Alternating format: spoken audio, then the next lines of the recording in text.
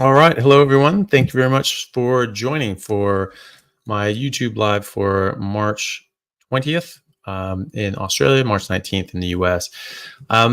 So sorry, I was over at my Patreon group. We have weekly live sessions where we do more one-on-one sort of talks in the group anyway. So we just finished that.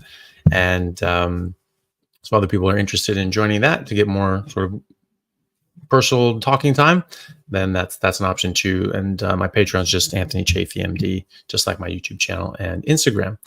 Also wanted to announce that my friends and I are doing a conference over in Melbourne. It's called the Regenerate Conference. There on the screen. That's April 21st, so that's a Sunday. And we did this last year as well in Albury, New South Wales, which was awesome, and had a great turnout and great food. Like it was literally the best food that I'd had at a conference, because it was all just like 100% carnivore stuff, and it was just all just like regeneratively raised, pasture raised meat and eggs and things like that from Wolke Farm. So he supplied all of that from his farm, which was great. And then after that, next month, I'll be at the PHC conference, a public health collaboration in London, and that'll be the weekend of May 18th. So the 17th, 18th, and 19th will be that conference as well. And so if anyone's over in Melbourne or on the East Coast or down in Australia, want to come to the Regenerate conference next month in April, please do. It'd be great to see you. There should still be tickets available. So you can get those, and then if people are in England or in Europe and they want to come to the PHC conference as well, there'll be a ton of people there that will be great to see. And people can go to the PHC Instagram page and the website and see all the different speakers that are going to be there. But it'll be myself. I think Dr. Baker will be there. Dr. Barry, pretty sure will be there. Dr. David Unwin will be there. And I think Dave Feldman, a lot of other people. Anyway, it's huge amount. It'll be a huge turnout, so it'll be really great. So if people are able to come to those, it'll be great to see you guys there. And then KetoCon / what the hell is it now? Hack Your Health. That's what they're sort of rebranded as, Hack Your Health. That'll be in Austin, sort of 2 weeks after the PHC conference. So if people are there, that might be easier for people in the States to come by and say hi. Okay, so we've got a number of super chats here. I have about sort of hour and a half, 2 hours. I have to sort of finish around noon my time, so that's in about an hour and 45 minutes. So just to let you guys know, and we've already got a number of questions here, so thank you everyone for submitting your questions. Colin Wheeler, thank you very much for the super chat. How likely is it that antibiotics could stall carnivore adaptation? 1 month in, and I have periodically stomach bloating, diarrhea, as well as a keto rash. Any advice greatly appreciated. Well, it just depends. It's not necessarily going to stop your adaptation to a ketogenic energy metabolism necessarily. Shouldn't really. But it can certainly mess up your gut and make it so that you're not really feeling your best or having a bit of a dysbiosis. You can kill off a lot of the bacteria that are healthy and are supposed to be there and doing good things for you in your body. And if that happens, you can get these sorts of issues like you're describing, bloating and diarrhea. Keto rash, it could be from, if you're taking antibiotics and you're getting a rash, you need to ask, is it a rash from the antibiotics? And so, that you shouldn't discount that. It isn't necessarily a keto rash if you're on medication. Medications can cause rashes, especially antibiotics, if you're having a negative reaction to that. If that rash spreads, or you certainly get anything on your lips, you're getting urticaria or sort of like hives and big sort of breakouts, and that could be like an allergic reaction. It could be dangerous. You need to go see your doctor right away. Probably go to the emergency room if it's really going crazy. Certainly, if it gets on your lips or on your tongue, you just call the ambulance right then, because that can get down the throat. That can close off your windpipe. Even if you're driving to the hospital, it could close off while you're driving. not safe. So anytime you get big swelling on your lips or your tongue or in your mouth, you just call the ambulance and you tell them what's going on, and they get down there and they give you a shot of adrenaline right then and there. You don't waste time with that. So, but as far as the bloating and diarrhea, yeah, that can absolutely come from antibiotics. And so if you think you're having gut dysbiosis, you think you're having a microbiome issue that's causing these problems because of the antibiotics, you can always try to have a bit of fermented dairy, so some live culture yogurt, Greek yogurt that has very little carbohydrates. Try putting that on meat. You chew it up together in the meat, so you're sort of burying those bacteria into that bolus of food. You swallow that together. It protects it from the stomach acid. That sort of gets through your stomach acid and first part of your small intestine, so you can get that bacteria down to the colon.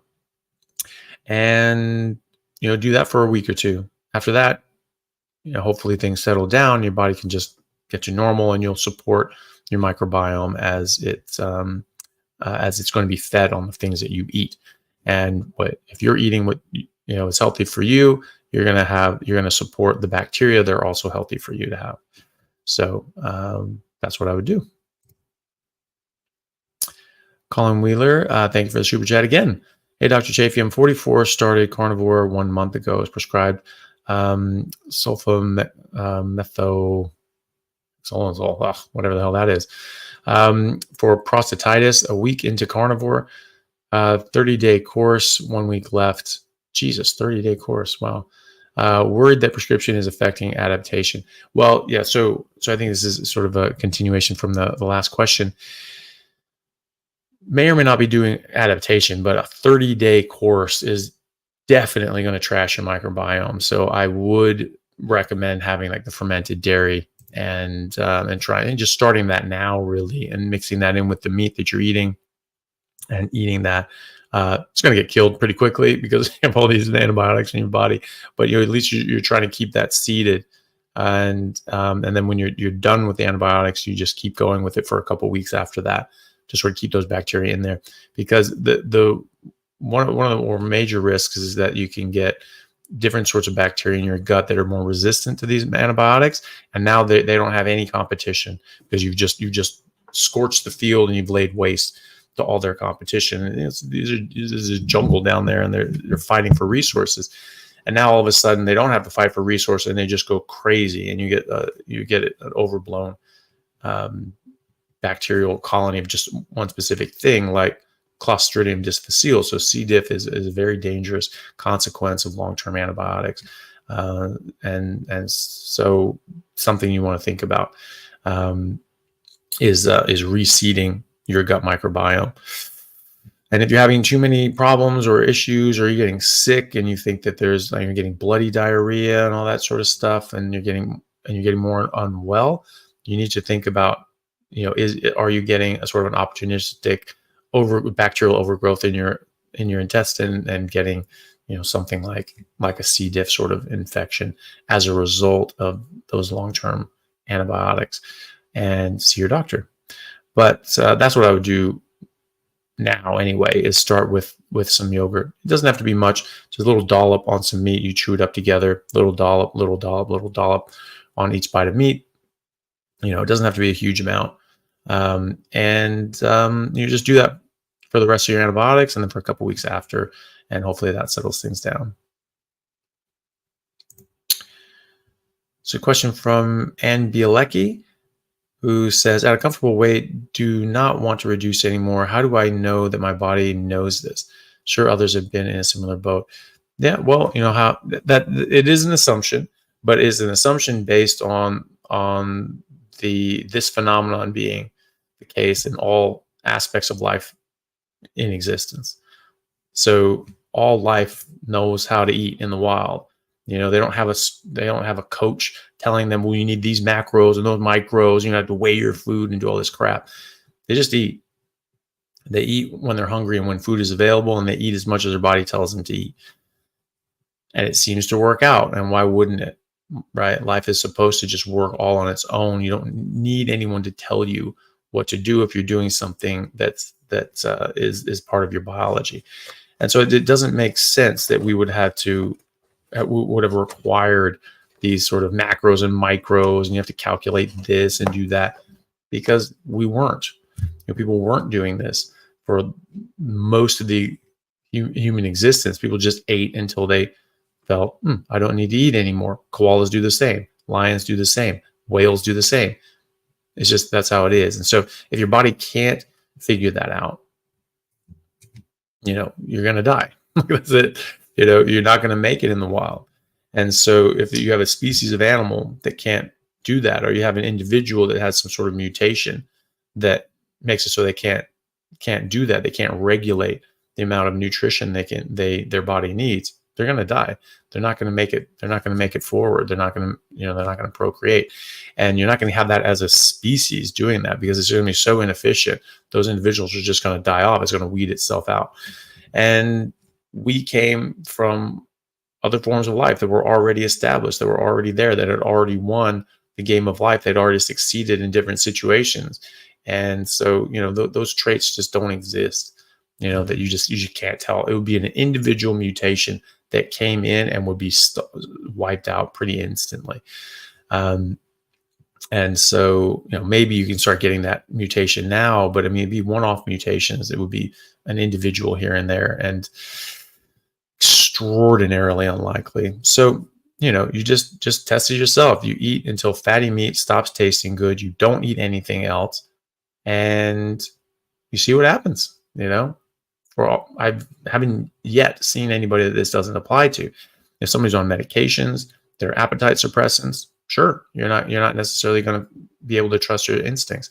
If you're on medications that increase your hunger, sure, you may need to look at this a different way and say, okay, well, maybe I need to think about this and limit it myself. But when you're outside of those situations, when you're not taking a medication that's disrupting your hunger signals, then you just eat until fatty meat stops tasting good. And if you need to eat more than once a day, you just do that.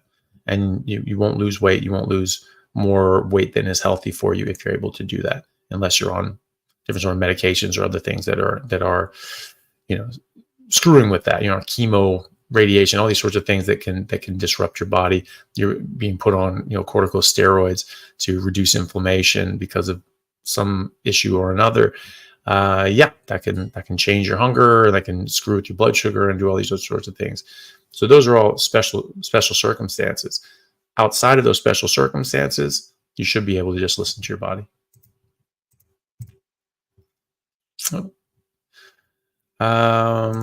Where'd that go? There we go. Lena, thank you for the super chat. If you portion dairy, does it still cause weight gain? Depends on how much you portion. If you portion a lot, then sure.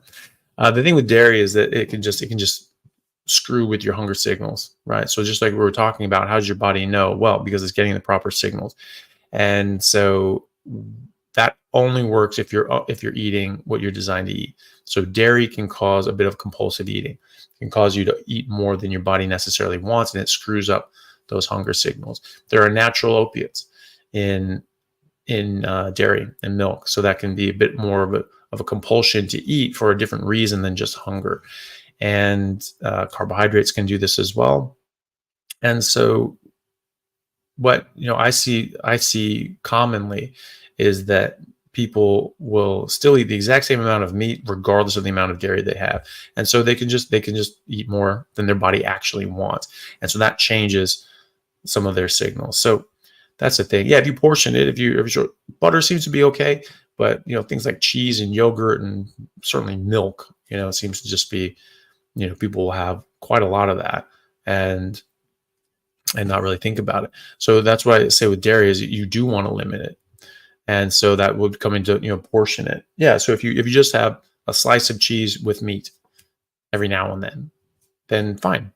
You melt some cheese onto a hamburger patty. That should be fine. If you're having a bit of yogurt on a bite of meat so that you can basically take it as a supplement to reseed your gut bacteria, fine. If you're eating bowls of yogurt, not fine. If you're just eating chunks of cheese, not fine. If you're drinking gallons of milk a day, not fine. So yeah, you do have to portion that stuff. And it depends on how much you portion. If you're eating a lot of dairy, you're gonna have more coming in than you may actually need. And so you won't be able to listen to your body as much as you want to. So Mariana Coetzer says, Dr. Chaffee, any chance of a visit to South Africa? I would absolutely love to. I love South Africa. I've been there once back in, I don't know, when I was 22. So like 22 years ago, like back in 2002, I went down there. Absolutely loved it. Had a good friend of mine that I still keep in touch with, that we played rugby together in Seattle, but he's from there. He played for Stellenbosch, and he was their starting fly half. And then he got injured, and he was going to play for like the Pretoria Blue Bulls, but unfortunately, the injury sort of made that difficult. And then he started traveling, came to America, and ended up in Seattle and played with my team there. And so I absolutely loved it. I had a great time there. I haven't been back since. I'd love to go. I think it's more dangerous now, from what I hear. There certainly seem to be a lot more South Africans moving to Perth and saying that, like, oof, it's getting a bit dodgy there, so they wanted to come here. But I'd still love to go. I think it's a gorgeous country, and would love to check it out. I don't have any plans to. I don't know of any conferences or anything like that are going on that I could justify coming over. But yeah, it would be great to go. And then maybe I'll, if there's a conference over there that, Professor Noakes is putting on and I get invited, that'd be great. And maybe I might just go visit my buddy and see how that goes. But yeah, it would be great. It's been way too long since I've been there. So Jan Gross, Martindale asks, Dr. Chaffee, can you speak to rhabdomyolysis? It depends on the context. This is something that people often get, can get when you're doing excessive cardio and working out, like people running marathons, and they're not quite hydrated enough. And that really pissed off. Guy that was doing that got rhabdomyolysis. A lot of people got rhabdomyolysis one year with a Dublin marathon when I was over there in the emergency department in Dublin. And I was just like, well, this is something that, you need to drink more. Well, I'm definitely hydrated. It's like, I don't give a shit what you're saying. Your bloods are telling me different, like it's just, you're not, and the treatment for this is giving you a whole bunch of water. That's the idea, so it isn't from dehydration, but the treatment is you need a lot more water to clear this stuff out of your kidneys, because you're breaking down muscle tissue, and it's just clogging up the kidneys. It's getting too hard to filter this stuff out, and you get you're sort of relatively dehydrated because you don't have enough water to sort of flush your kidneys as much as they need to, and you're still working, you're still producing this stuff, and it gets harder for your body as you go. And so yes, actually, this is a problem and a consequence of not drinking as much water as your body demanded for the breakdown and excretion of these materials. So it'll be interesting when we see more carnivore athletes, doing competitions, because rhabdomyolysis isn't all that common, but it does happen in these big marathons. But we had the guy that carnivore guy who ran 5 marathons in 5 days, fasted. He was just drinking water, and he drank a lot of water. Didn't get rhabdomyolysis. Felt good the whole time. So didn't eat the whole time. If I didn't mention that, so it was 5 days in a row. Didn't eat at all. Was fasted the whole time. Didn't eat. Ran 5 marathons, day after day after day after day, and then ended with the Sydney Marathon. And did that, and actually recovered enough that was his second best time. His first day was his best time, and his last day was his second best time. Did not get rhabdomyolysis. So I wonder if that's if that's going to be influenced by diet. Almost everything is, and so I would imagine that does as well. But that's really what it is. You're breaking down your muscle tissue to such an extent that your kidneys have a difficult time clearing it out, and you can get an acute kidney injury, and you just need to be on tons and tons and tons of fluids, IV and otherwise, just to try to flush this stuff out and help your kidneys so they don't have to work too hard. And then you get through that and generally be pretty good after that. You can also get it from when people fall or have an accident, or if somebody who's elderly has a fall or breaks their hip and then falls. and they're stuck on the ground for a while, and their body weight is pressing on their muscles, and it actually breaks down the muscle tissue because they're on a hard ground, and they're there for hours or even days sometimes, unfortunately.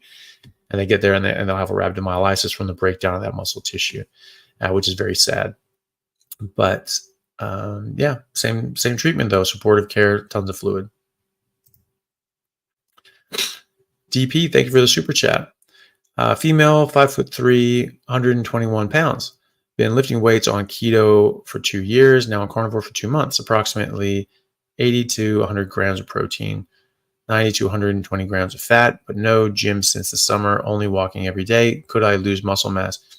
You're not going to run on your fat, on your muscle anyway. You're not going to catabolize your muscle for energy until you run out of fat. Or if you're not eating enough and then you run out of fat, then you'll start catabolizing your muscle at that point. If you're not stimulating your muscle, then your body can just say, hey, there's better use for these resources. We can reallocate those somewhere else. We don't need to, muscle is expensive. We don't need to keep, keeping these things built up if you don't actually need them. And if you're not stimulating them, it takes a long time. But they can atrophy. They can get smaller. When I'm working out, I'm sort of back in the gym now for the last couple of months, and feel good. And I've been putting on weight, and I've been putting on muscle. And but last sort of week or so, I haven't really been able to go, just with work, and haven't really lost anything. It hasn't really changed. So it does take a long time. You absolutely can put on more muscle. And then if you're not working out for a long time, that will slowly go away, but you'll sort of hit a balance point where you won't really lose more muscle than that. So you won't necessarily be as bulky, but it takes a long time. It takes a long time to do that. But your body just says, okay, look, we don't need to necessarily support these big muscles as much anymore because you're not using them.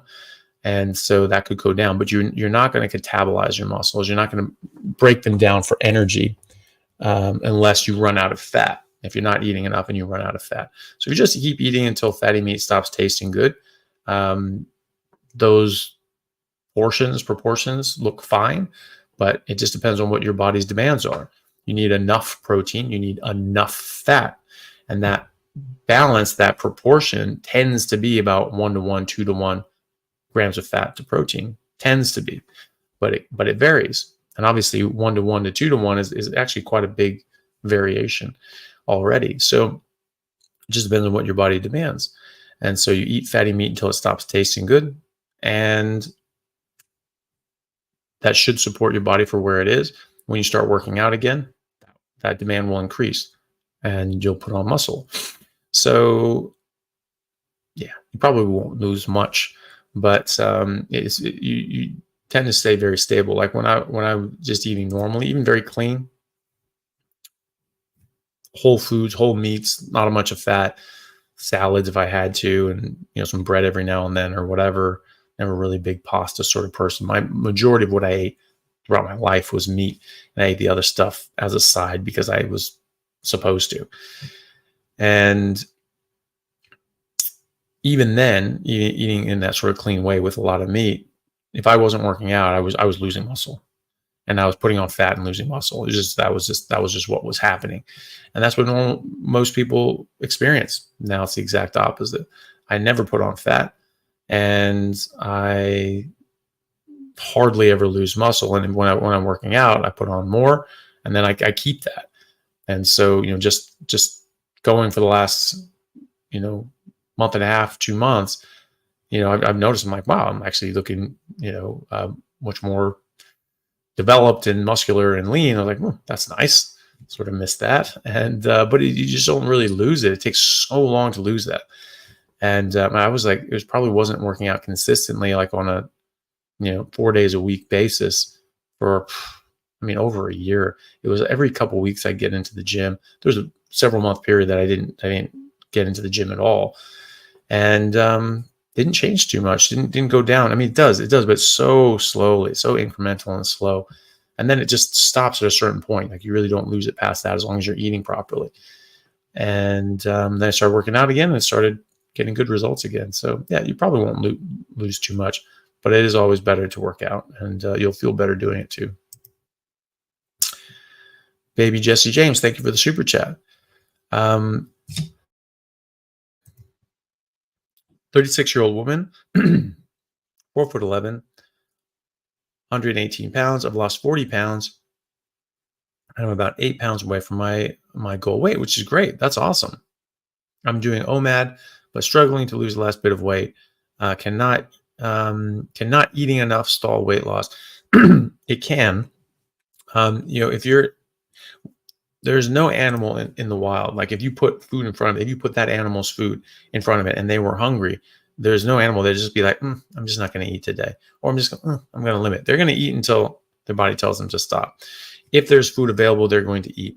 If they're not eating to the point of satiation, what does that mean? That means there's not enough food available. They're going to eat what's available, and they'll stop when they're satisfied. If there's not enough, they'll eat what's there and then look for more.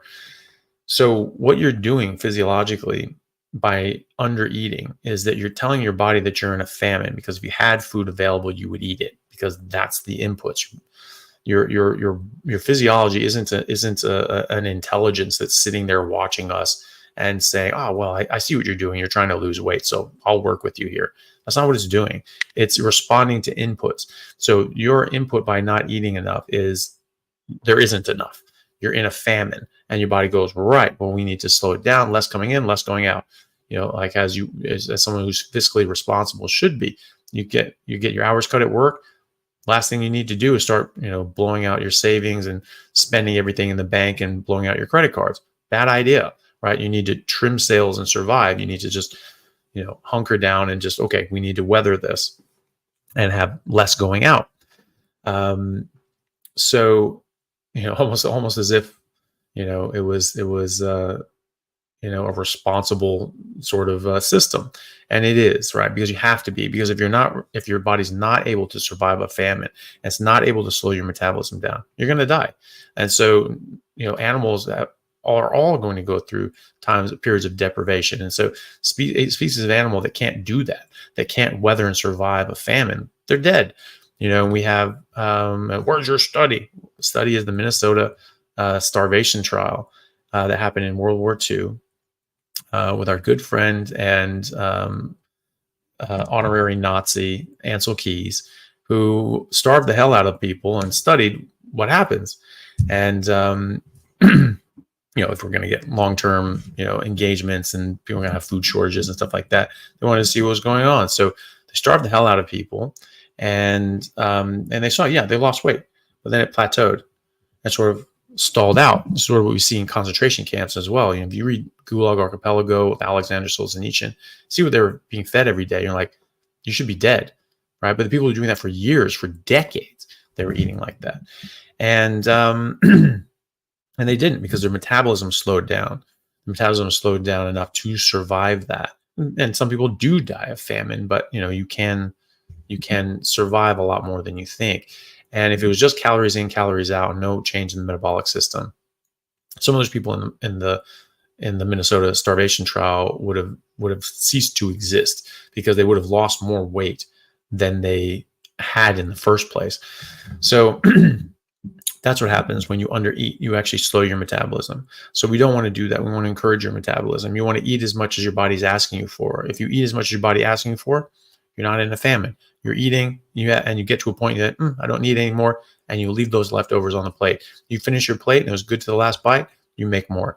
You want to get to a point where it sort of tastes like, just uninteresting, or like cardboard. And you just kind of go, ugh, yeah, I think I'm done. It should be enjoyable. You should not eat if it is not enjoyable. But if it is enjoyable, you should eat. If you're eating meat, obviously you have clever people doing, clever things to make unhealthy things taste good, but healthy things also taste good. So if you're eating those healthy things, which is just fatty meat, should be fine. And so you just do that. You just eat until your body is telling you to stop. As long as you're not on any medications or other sorts of things that are going to disrupt your hunger signals, like we talked about, then that should be fine. If you're having dairy, don't. That's a classic weight loss stall. If you're having artificial sweeteners, don't. those are also a classic weight loss stall. And for carnivores, and you get some idiot somewhere who has a study that says something, but it's comparing apples to oranges, right? They're looking at diet sodas versus normal sodas, or diet sodas in a standard diet. That's not what we're talking about. We're talking about eating a proper human diet. We're not talking about eating something that's fit for our biology. Artificial sweeteners and sugars and real and other sweeteners and these other sorts of things will absolutely disrupt your body and your biochemistry. So just eat fatty meat until it stops tasting good. Do that every day. Exercise if you can. Anaerobic exercise, that's what you really want to do. So weightlifting, resistance training, and sprinting. Probably the best full body all around exercise you can do is sprinting. You can do it at any age. All you're doing is you're going as hard as you can go. It doesn't have to be, you don't have to win any races. You just have to go as hard as you can go. If you're a mobility risk and you have issues that may lead you to falling, do it on a stationary bicycle where you just pedal as hard and as fast as you can at a resistance that's challenging for you. And you do the same thing. You go as hard as you can and you try to wear yourself out as quickly as you can. So if you can do it more than a minute, you're either in really good shape or you're not working hard enough. So do those sorts of things, and that will improve your hormonal health, your physical health, your lean body mass, and can absolutely help stimulate weight loss as well. But yes, if you undereat, you can slow your metabolism and stall your weight loss. Lindsay Snyder, thank you for the super chat. What do you use for toothpaste? Also, I don't have a gallbladder and sometimes struggle with digestion. Do you think chewing mastic gum before meals will help prime the stomach for the meal? Thank you. Well, I don't really know what mastic gum is, unfortunately, but I also don't think you do need to because you're still going to make bile. It's just not going to be stored in your gallbladder. So it's just going to drip out constantly out of your liver. And so if that's the case, you just may not be able to eat a huge amount of fat at one time because it won't get digested, won't get absorbed really. It'll get digested, it just won't be absorbed because you need bile to emulsify, put these into little micelles, and those get taken into your lymphatics in the form of chylomicrons. And so if you're doing that without a gallbladder, you're just sort of constantly dripping out bile from your liver. And so you just sort of need to eat smaller amounts of fat throughout the day, and that will sort of catch that bile as it's coming out and before it gets reabsorbed. So that's what you do. A lot of people actually form what's called a pseudo gallbladder, which is an outpouching of the common bile duct, and it basically acts the same as a gallbladder. And so those people can actually eat just like one meal a day or 2 meals a day if that's what that tickles their fancy, and they don't have any problems with diarrhea. So if you eat like a big steak with a lot of fat on it, and you just eat to your body's desire, and you just have to run to the bathroom after that, you're probably not absorbing all that fat, and so that could be what's going on there. And so you just split up those meals. You still have the same amount. You just sort of have a quarter of it now, quarter of it in a couple hours, quarter of it in a couple hours after that. You just sort of split that up throughout the day. As to toothpaste, I sort of go back and forth. Sometimes I'll use baking soda. That's just sort of, you just wet the brush and dip it in some baking soda. You brush your teeth with that, just a bit of an abrasive. You could just use a toothbrush. A toothbrush is an abrasive, but I don't find that that's as good as baking soda. I also, now that I've been working with Stone and Spear tallow with my friend Asher, they make a sort of a tooth powder, and it doesn't have all the weird, micro nano particles and weird, sort of titanium white sort of stuff that's all in all these other sort of toothpastes as a coloring sort of thing. It's just sort of like a bit of an abrasive, and it has some like sort of some of it has like a peppermint sort of flavor. So I've been sort of using that too. I tend to like things that don't have any scents or flavors or anything like that. So baking soda is actually quite a good option. Baking soda actually is a bit abrasive, so when you're doing that, you sort of feel a bit you feel a bit raw in your mouth, but it actually works really well. And so that's what I tend to use. Baking soda is great, and then there's these tooth powders and things like that that Stone and Spear make that I've been using as well. I tend to not use toothpaste just because of all the crap that they put in it, not least of which is fluoride, which I have no interest in. And these nanoparticles that is getting more and more weird information on that, whether or not they do something bad to you, like why risk it? Like, who cares? It's not something you need. You don't need it, so why run the risk that it's that it's something that you don't need or don't want? So that's sort of my philosophy on that as well. Just avoid this crap. There's always, oh, well, no, there's this study and that study and this study. Who gives a shit? You don't need it. You don't need it. So the potential for harm. So why mess around? In 50 years, we get more robust data and be like, yeah, no, we got long-term data. This is totally safe. Fine. But like right now, we don't have that. So, why mess around? Laurel Roeder, thank you for the super chat. No question this week, just penance for falling off the wagon. Oh, that's sweet of you. You don't have to do that. Thanks for all you do. I know what I need to do to be healthy, and you validate it. Well, I'm glad that that this helps anyway. And one thing that falling off the wagon can actually be very beneficial sometimes, because it allows you to see what it's like when you don't do this, and it's sometimes quite a stark difference. And then you hit this reality, like, oh my God, I did not realize how good I felt until right now when I don't feel it anymore. And it's just like, yeah, not worth it. So that's me. People think I'm just so crazy and hardcore about it. No, I experimented. I tried this. I looked at the difference and I was like, yeah, that sucks. I don't want to do that. And so, I did experiment. So, you guys should too. And, if you don't believe me, try it. You find out for yourself. You find out real quick. And, if you're off all that stuff, if you're just eating meat and only drinking water for a month or 3 months or 6 months, and then you just go out and have like a normal meal again, you will feel wretched, absolutely wretched.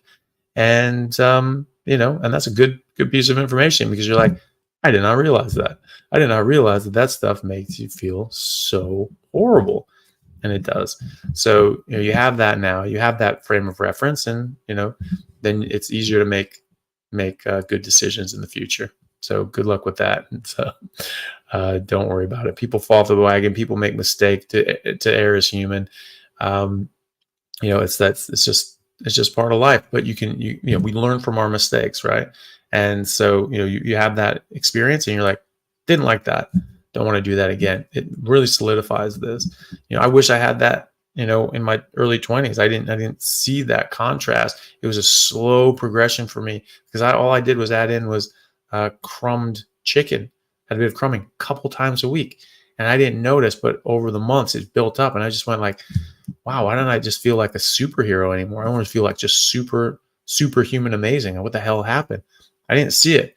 It wasn't something I was looking for. It wasn't anything anyone told me about. And so I just didn't notice it. And it sort of was a slow creep in. And, and so I ended up slipping off of it without realizing it. And then I was just like, wow, I don't feel good. Like, why the hell is that? And I didn't see the cause and effect to it. So now I do. And I can help sort of relay that to other people. And they look at that and they go like, oh God, yeah, that didn't feel good. So that's good information to have. And M, thank you for the super chat. 100 grand. That's sweet. IDRs. I don't know where that's from. I don't know where that's from. But anyway, thank you very much for that. Been carnivore for almost a year now, and everything is great, except that both my wife and I noticed that our gums bleed a lot when brushing our teeth, and it hasn't really improved since. Any thoughts? Well, you can try getting, softer bristles and all those sorts of things. Depends on what you're brushing your teeth with. It's a bit weird. If you're eating just meat and you're not eating anything else, you're not going to get scurvy. There is vitamin C in meat, and you don't need it for collagen production when you're eating meat, because you get all this collagen, this hydroproline, hydrolysine that you would otherwise use vitamin C for to make yourself. When you have to make hydroproline, hydrolysine de novo, then Indonesia, great. And when you have to do, we have to make that de novo, then you need vitamin C to catalyze that reaction that hydrolyzes proline and lysine. And so you shouldn't need that if you're just eating meat. Liver has more vitamin C than apples do. So, if you add in some liver, if you're really worried about it, but it's not from vitamin C anyway. I've checked my vitamin C. I should have had scurvy. I don't, it's just, if that was going to happen, it would have. And so, and remember that carbohydrates do block out the absorption of vitamin C as well. So you'll get far less in. You do need some, but not for scurvy, not for development of proper collagen if you're eating properly. So I don't know what that is. It could be all sorts of things. That's not a typical response that people get. So do try to see if there's anything else in your system or in your diet. Are you eating anything else besides meat? If that's added in, if it is, take it out. Are you using anything that's too abrasive for your teeth and your gums? Are you having a very stiff bristled brush? Is that causing damage to your gums as well? All these sorts of things. Flossing, this can cause bleeding gums, but generally it toughens up. So there are a lot of different things. I don't think it's from the diet if you're only eating meat. If you're only eating meat and nothing else, and you're not drinking anything else except water, it shouldn't be from the diet anyway. And so you want to think about all these other things that could be playing into it. Throw in some liver if you're worried about vitamin C. Take some vitamin C. It's not that big a deal. You don't want to take too much anyway. You need 10 milligrams a day to stave off scurvy, and that's if you're eating carbs, right? So you need like nanograms if you're not eating carbs. So just a tiny little bit. If that makes you feel better, makes you feel a bit more comfortable, that you're a bit more worried about it, fine. Inuits don't get scurvy. I don't get scurvy.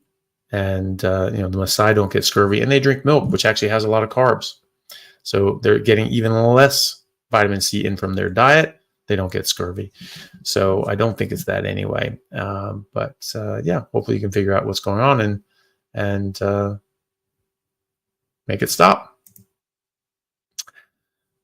Also, I just want to say, I saw little El Marie pop up there. So hello, little El Marie. Nice to see you. Thank you for joining. Terry, thank you so much for the super chat. Dr. C, can you give thoughts about sunscreen? What do we need protection? And do we need protection if going into the sun for several hours? Thanks. Well, I think that sunscreen is probably not beneficial for people on a carnivore diet, namely because we make our own defenses against the sun because, surprise, surprise, we grew up biologically in the sun. We're not troglodytes. We're not deep sea dwelling creatures that just can't deal with the sun. We're supposed to be in the sun. What damages us is we're eating a whole bunch of plants that are very pro-inflammatory, that cause a lot of oxidative stress and damage. So when we get some sun damage, our body can't heal from it appropriately. Also, we're eating plant toxins that cause direct damage when in the sun. They're UV. They make us sensitive to UV light. There's a whole class of these called furanocoumarins. They're in all citrus, parsnips, celery, these sorts of things, and a lot of other things as well. And they will make you light sensitive. UV light hits it and it binds irreversibly to proteins and DNA and permanently damages them. So you get this on your skin. You're squeezing limes, and that lime juice and oils get down on your skin, and you're in the sun. You will scorch your hands. You actually get chemical burns. My little brother actually did that. We had a lime tree when we were kids and growing up in California. And a couple of citrus trees, and yeah, actually we had a pretty awesome garden, actually, a little strawberry patch and kiwi vines, and um, a lot of vegetables, limes, lemons, oranges, and tangerines. And yeah, it was great. It was a really cool little garden and backyard. So it plums, all sorts of stuff. But anyway, so he went up and he was sort of picking limes and doing all this sort of stuff. He came back and just covered in welts. And we're like, oh my God, he's allergic to these. Keep him away from the lime tree. And then in college, I remember I was up visiting him when he was at doing his university, and he was like drinking a Corona and had a lime in it. I'm like, isn't that going to kill you? And he's like, yeah, I don't know. Maybe the Corona, like neutralizes it or something. I'm like, probably not, but all right, at least you're not dead. And so that's what I think may have happened, was that he was actually responding to these coumarins, and he just got light sensitive, got on his skin. And he just got these, this sun damage, this skin damage, and that's something that can happen. It's in the literature. It's called phytophotodermatitis, and it's called celery dermatitis. I spoke with. And I said, the people eating celery in the sun, and the kids that are chewing on it and they're drooling, and those juices go down their face, they get just scorched in the sun. Celery pickers. I spoke to a celery farmer who said that it was like, oh yeah, no, that's well known in the industry. You have to wear gloves and long sleeve shirts, and you really cover yourself up, because if you're picking celery and you get that sap on your skin, you'll blister and get horribly skin damage and get very bad burns from that. It's like, oh my God. And you're feeding this to people, and they're eating it. So that's a major thing. So if you're not putting in all these damaging things in your body, sounds fine. I just put on tallow or emu oil. I have a lot of the tallow sunscreen sort of things that I have from Stone and Spear, because I'm partnered with them, and they make very good products. They don't have, and I they have a whole bunch of things that don't have any scents or anything like that, which is what I want. And I also just get the tallow that they have and just use that.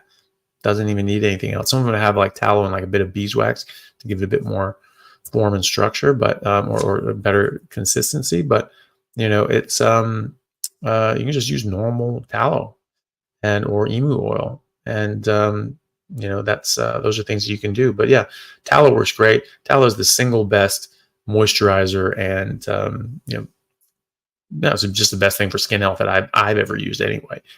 And it works absolutely fantastic. As far as sunscreen is concerned, I don't think it's necessary or required. I personally haven't used sunscreen at all in Australia, even though, oh my God, there's no ozone layer. There is an ozone layer. That's another myth that came around in the 80s. They said there was an ozone layer hole in the ozone layer over Antarctica, and they said, "Ooh, if we don't stop these CFCs in America, it's going to make that grow bigger, and it could, open up all over Australia." Well, they knew actually at the time that this was seasonal. It sort of opened up for 3 months and then closed, and opened for 3 months and then closed, like that. So it's like a liquid. It's like a liquid sort of ozone layer. It sort of moves around. It's not just static. And why would CFCs in America pop open a hole in Antarctica, even if it were static? Doesn't make any damn sense. So, they got their wish. They banned these things, and maybe they are damaging. I don't know, but it's under false pretenses anyway. But that was it. It was a press conference. Oh, look, this could go, and it could cover, open up over Australia. And so then became, oh, there's no ozone layer over Australia. That's where that came from. There is an ozone layer. Maybe it's thinner. Who knows?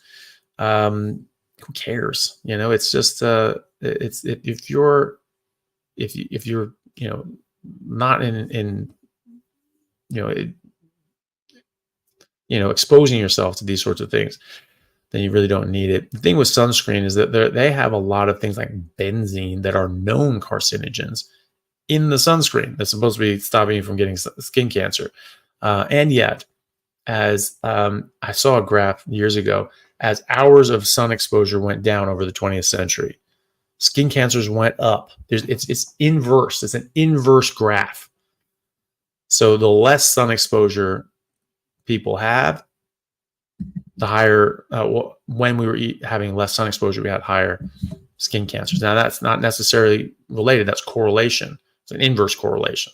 It's not necessarily causation, but it certainly doesn't show a correlation with sun exposure and skin cancer. In fact, it shows the opposite. So, okay, is it just completely unrelated, or is the sun actually good for you and protecting your skin? Who knows? Am I saying that you can't get sun damage and that can't be a bad thing? Of course not. Of course you can get sun damage. I'm saying that if you're on a carnivore diet, you're not eating any of this garbage, and you're having enough cholesterol, you're not eating plant sterols, which mimic cholesterol, so we don't make enough cholesterol. Vitamin D is made from cholesterol. Our hormones are made from cholesterol. Vitamin D is made on the surface of your skin, mostly also in the epithelium, and that actually is a natural sunblock as well. And so you're making vitamin D from cholesterol if you have enough cholesterol, if you're not eating plant sterols, and then you get vitamin D, and it protects you. If you're wearing sunglasses and with UV blocker, your brain doesn't see that you're in the sun in the first place. You don't make enough vitamin C, you don't make melanin, and you burn. So if you don't do these stupid things and you don't eat a bunch of stupid plants, it's a different story. It's a completely different game. And so you're just not going to get as damaged. Like, you really have to try to damage your skin when you're on a carnivore diet and you're doing it in that way, especially if you're putting tallow moisturizer on, because it helps keep your skin protected and healthy and moist. And sunscreen as well. That's something I learned in medical school from our professor of dermatology. She said that SPF 15 is basically the max you want to go. And that's actually what I was told by my parents when I was a kid. That's what they said. After that, it doesn't really do you much good, and there's more chemicals and things like that. And so that was confirmed by my professor of dermatology, who said that SPF 15 blocks 98.5% of UV rays.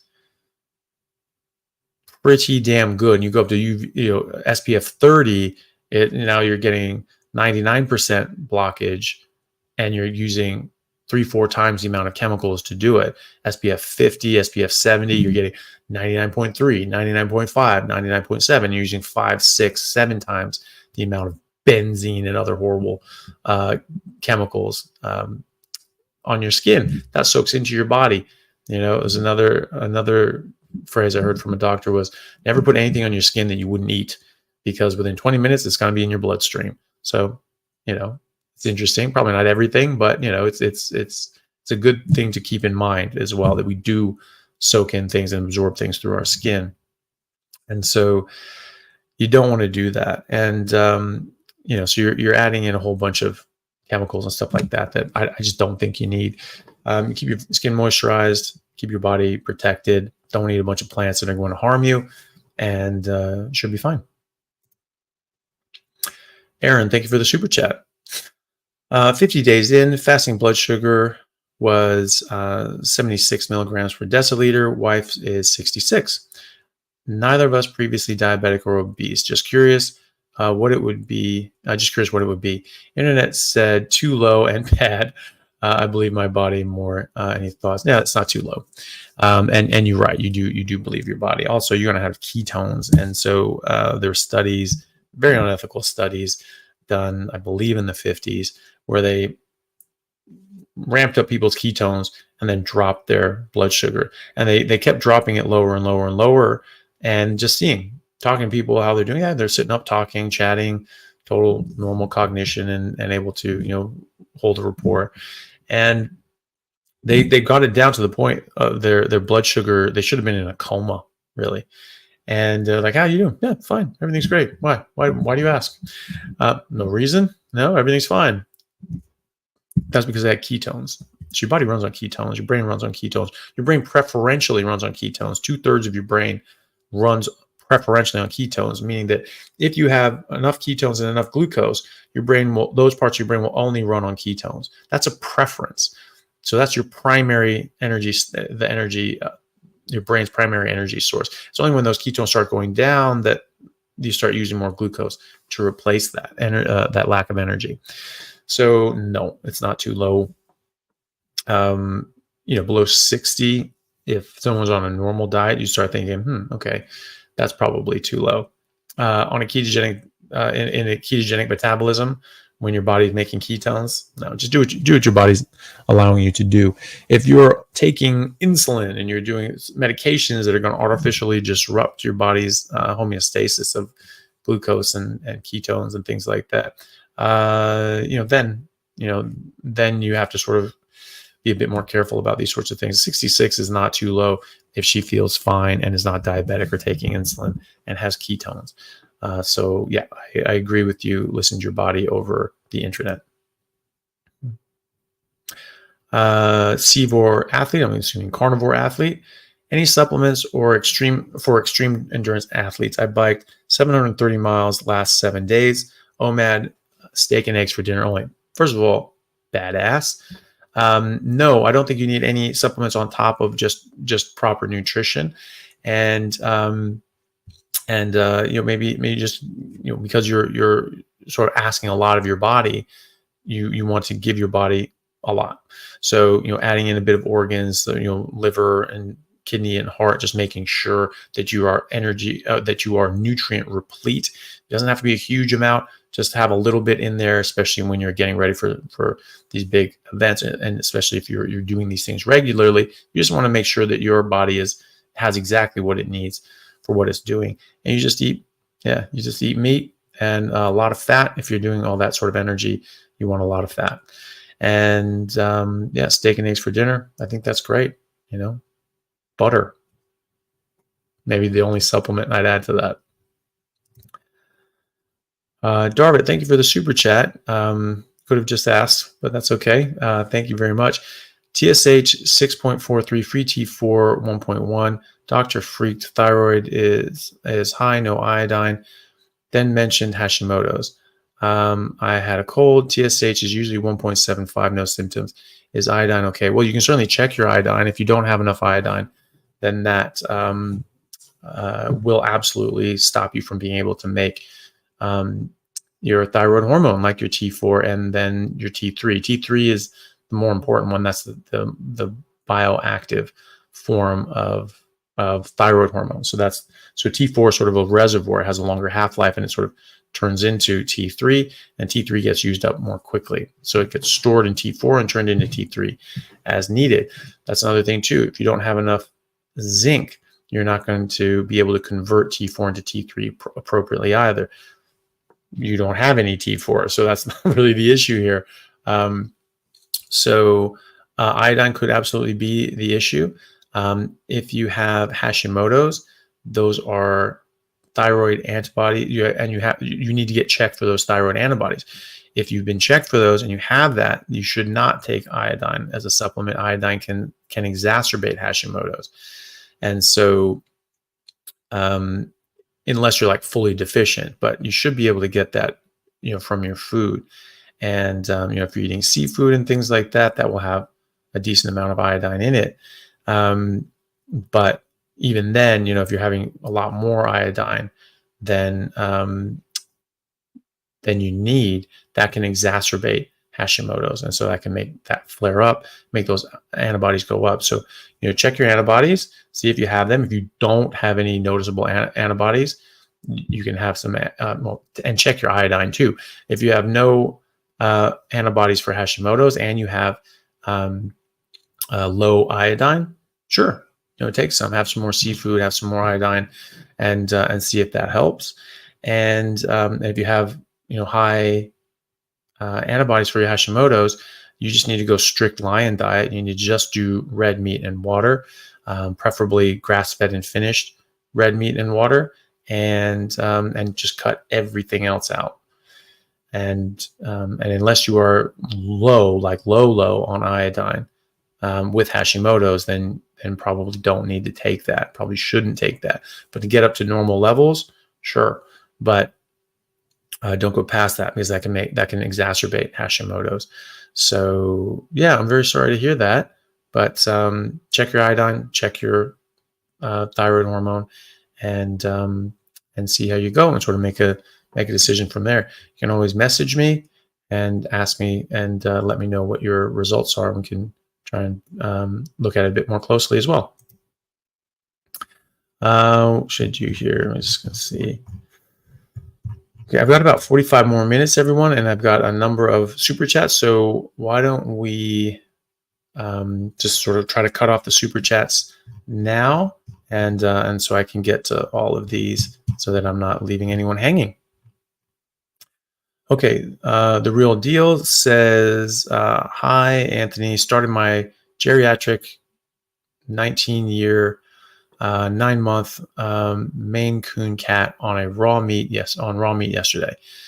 Started with some sirloin steak and 80-20 grass-fed beef patties from Costco. He loves raw meat. Awesome. Well, hopefully he does great. Maine Coons are monsters. Those are such cool cats. And I'm sure he'll do really well on the raw meat. Yeah, raw meat's the best. Cats really do need raw meat. They do lose taurine and other essential nutrients from cooking the meat that they have to have. We don't seem to need those as much, but they do. They definitely do. So they need raw meat. So yeah, just let them go to town. Hopefully it gives him a lot more health, and he has many more happy, healthy years left in him. Dark Sky, thank you for the super chat. When starting pure carnivore, how long should one expect a temporary worsening of autoimmune symptoms to last, and when to expect significant relief? Oh, it really just depends. I mean, most people, when they're going on a carnivore diet with autoimmune issue, actually just get better. I mean, some things with like psoriasis or something like that seems to, some people will have a bit, get a bit worse and then they'll get better. Some people have a bit stubborn case with psoriasis, especially, and it can sort of last for months. Most of the time, it clears up before that. But I've seen some people last months. And then one gentleman, he had psoriasis that lasted like 6 months and really wasn't shifting. And they started using tallow moisturizer and it cleared it up. And so that was sort of the missing link for him. So if you have any sort of skin conditions or rashes, I would recommend using tallow as a moisturizer for skin health. And most other autoimmune issues actually do just get better. Depends on what you eat, though. If you're having an autoimmune condition, you really need to be strict, just red meat and water. So the lion diet sort of approach that Michaela Peterson talks about for her autoimmune condition, where she's just like, look, I really can't, she has a pork chop and it just sets her off really badly, and she'll have a bad rheumatoid flare-up. So you sort of need to be in that category. Maybe down the road you can sort of open it up a bit to other meats, but at first it's best to just do red meat and water, and reduce stress, improve sleep. Stress and poor sleep can also exacerbate autoimmunity. So get all those sorts of things. You need to sort of get a holistic approach. Yes, diet is, I think, number one most important, but the other things are nearly as important as well, or just as important, because there are things that you're doing every single day as well that affects your body and your health. And so, you need to get those things right too.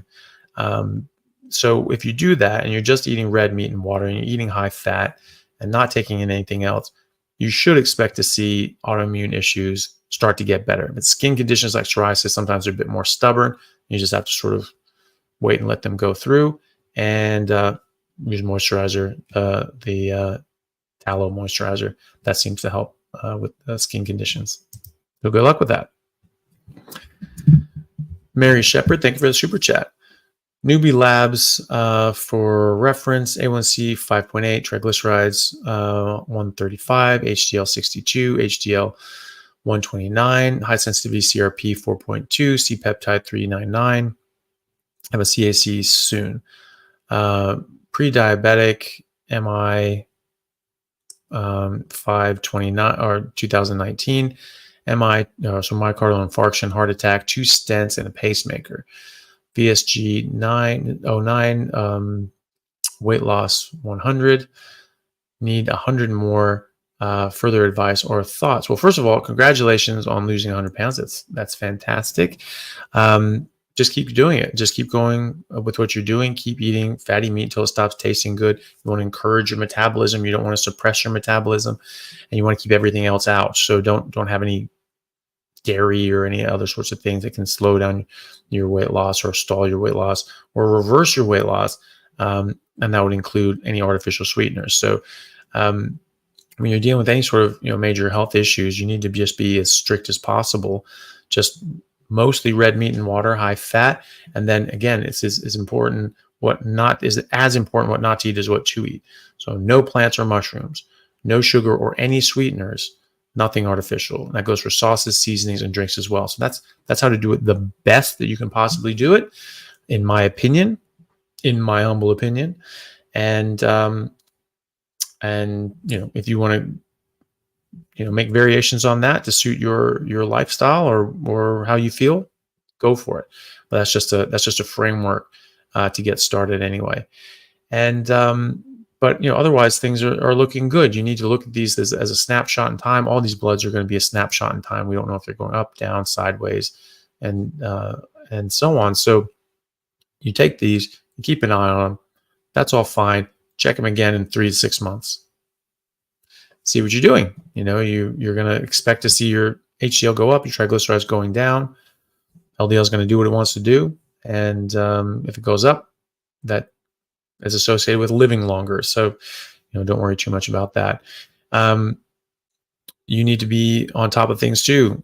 Stress, sleep, taking care of yourself, getting outside in the sun, getting light on your face and in your eyes and on your skin. These are all important things that may not be as important as eating properly, but it is absolutely important.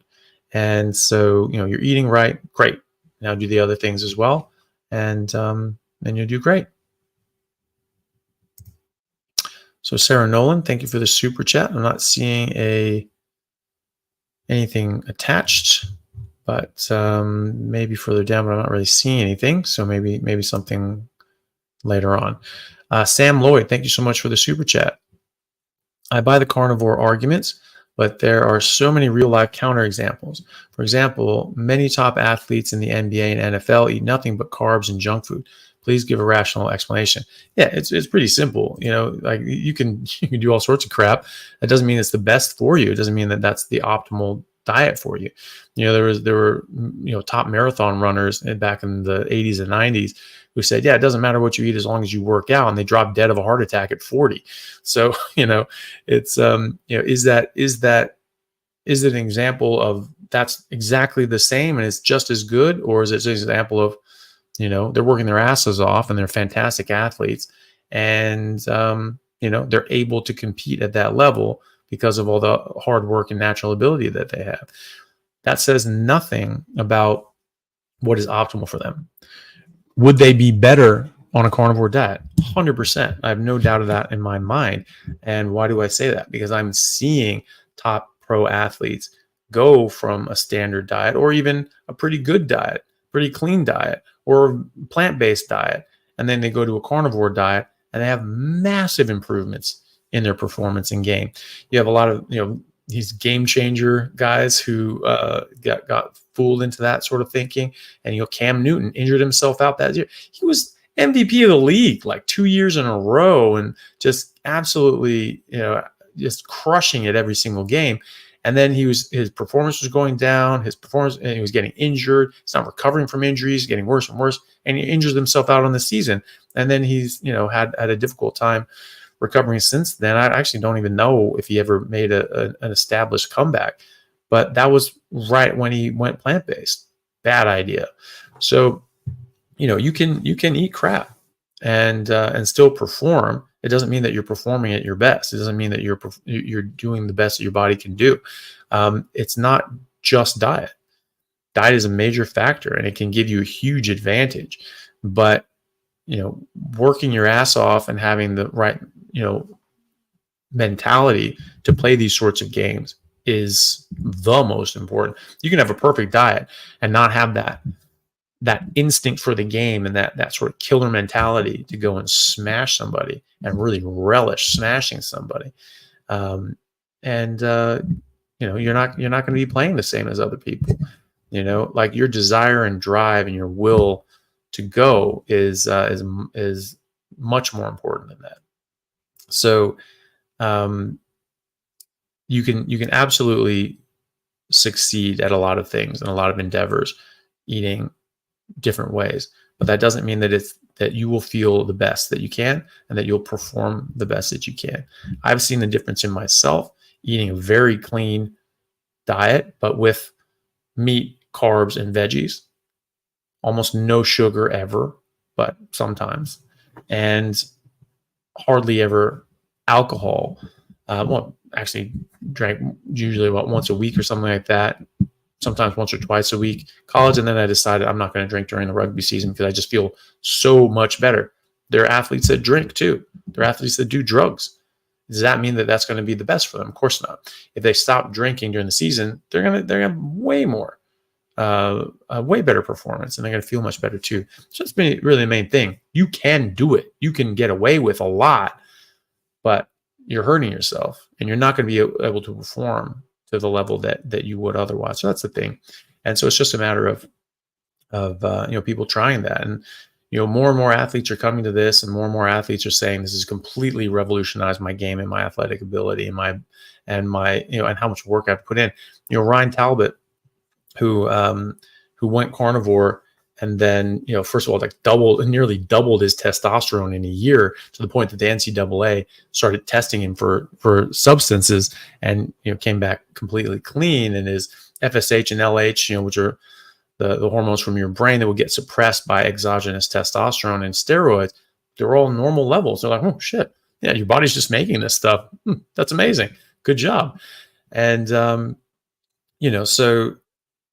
I mean, think about that. Think about that as already being a top athlete, like the guys you're mentioning, going to a carnivore diet and doubling your testosterone. What's that going to do for your performance, right? It's going to absolutely, it's going to be unfair, is what it is. But that's the thing. And also, everybody else they're competing against is eating this crap. They're all, and I mean that's the difference too, because people that have like a celebrity chef and a PT and all these sorts of people that are carefully organizing their meal plans, and they're this and they're that and all that sort of stuff. And there's the ones that sort of eat more lackadaisically. Well, why is that one able to compete when this one is using all this other stuff? It's just about just optimizing things. And so with Ryan, like he said that his game just went crazy, and when he got the balance right on how much he needed to eat, he was able to eat enough. He was losing weight at first, and we talked about it and say, hey, you need to find meals that you can stick in at different places, and that's not going to be too close to your training that you end up slowing down your training.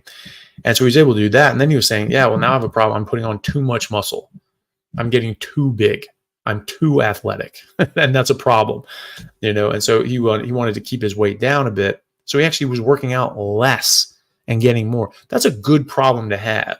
You have all these athletes that are just desperately trying to put on muscle, put on strength, and he's having a problem because he's putting on too much muscle, right? So, that's what this can do for you, and that's coming from him as a scholarship D1 athlete at Michigan State, right? So he went from that level of an athlete to All-American that year, winning the Big Ten, setting a school record in the decathlon that year. And then the next year, getting second in the Big Ten, earning All-American honors again, and earning a spot on the USA team for the Pan Am Games, and coming in and getting bronze, right? That was this year. And now he's been invited to try out for the Olympics. Amazing. That's what switching your diet to something optimal can do. It can turn you into a fantastic athlete to an exceptional, elite, top-tier athlete. And so if you're already in that category, being in the NFL, being in the NBA or something like that, and you ratchet up again, it's gonna turn you into a superhero, like it does with all of us. We all feel like superheroes compared to ourselves. And so, if they're already a top athlete and you ranch it up from there, my God, it would just be pretty awesome to watch. And we're seeing this now. We're seeing this in the rugby world. There's a ton of pro rugby players switching to carnivore, completely revitalizing their careers and just killing it. So, that's what you see. Is it, can you do it? Sure. Is it the best thing you can do? Absolutely not. Would you get better if you went to carnivore? 100%. Rob O from X says, love this way of eating at 57. That's awesome. It's changed my life for the better. Neuropathy is improving, no heartburn for over a year, improved eyesight, no aches and pains, no brain fog, and energy for miles. That's great, Rob. That's absolutely awesome. That's certainly what I've experienced, and what a lot of other people experience as well. So that's great. Really good to see that you're doing so well. Let me see here. And go. Daniel Fitz, thank you for the super chat. Had meningitis 3 weeks ago and dealing with persisting headache. Also have celiac disease. Started carnivore 4 days ago and feel great, but brutal headaches still persist. Any advice? 29 years old. Well, meningitis 3 weeks ago, it's still very early days. So, that's a really good reason to have headaches. So that's, and hopefully that's cleared, but hopefully, if you're being closely monitored by your doctor and your medical team, because if those headaches are getting worse and worse, it could be a recurrence of the meningitis or an abscess or something else that you would need help with. So if you are I'm glad that you started a carnivore diet. I think that's a really good idea for your health and your immune system. It can certainly help with headaches, but it depends on what's causing the headache. If you have an infection and something that's irritating the brain, it's going to be very painful. Blood on the brain is extremely painful. It's very irritating, and so is an infection. Infections are even more irritating. So that's where that can come from. So until that clears and that inflammation subsides, you will likely have pretty bad headaches. Unfortunately, the carnivore diet can help reduce the inflammation. Hopefully you're getting into that now after about 4 days, getting a deep ketosis, your ketones go up, you're getting more of this stuff out of your system, but it can take days or weeks to get this crap out of your system. And, but it should keep getting better. So hopefully it does. But always remember that if this headache's really not going anywhere, or it's getting worse and you start getting fevers, especially, you need to go back into the hospital. You need to get that checked out. So hopefully you do well. Meningitis is very serious, of course, as you know, and hopefully you do well with that. And any issues or any concerns, just go get it checked out. It's not worth messing around. All right. So what if asking from X, if a human has to take out his pancreas, is it advisable to stay on carnivore? Well, very few reasons that people have to take out their pancreas. So it's not going to be, too common, thankfully. But your pancreas helps digest any food, any and all food. You have digestive enzymes coming from your pancreas. Meat is the most easily and readily digestible food that there is on this planet for humans. And so, yes, if you have difficulty processing, digesting, and absorbing things, even more important to do a carnivore diet. If you have your pancreas taken out, you're going to have to take digestive enzymes anyway, things like Creon and other medications that replace those things that the pancreas misses, and or is you're missing out on because your pancreas is not functioning or not there.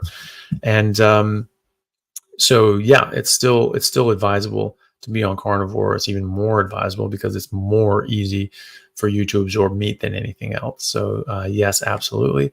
Hopefully you're okay. And but you're gonna have to take digestive enzymes like Creon regardless of what you eat, because you can't break down anything as easily as you can with meat. And and a lot of the stuff you can just absorb, but you do need to break some of these things down into more smaller amino acids and even smaller carbohydrates, and lipases break down your fatty acids and all these sorts of things, and then you absorb them.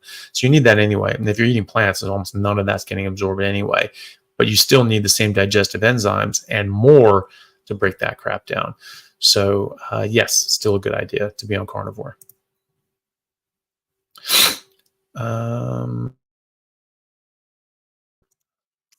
So Stags, thank you for the super chat. You say eat till full or food stops tasting good. I eat lots of beef and lamb to where my kilocalorie is around 4,000 plus. I've gained kgs, but always hungry having some self-doubt. So it does depend on other factors. So if you're on medications, if you are taking any sorts of supplements or anything like that that could offset that, then that can be an issue. Also, it's usually just until food stops tasting good.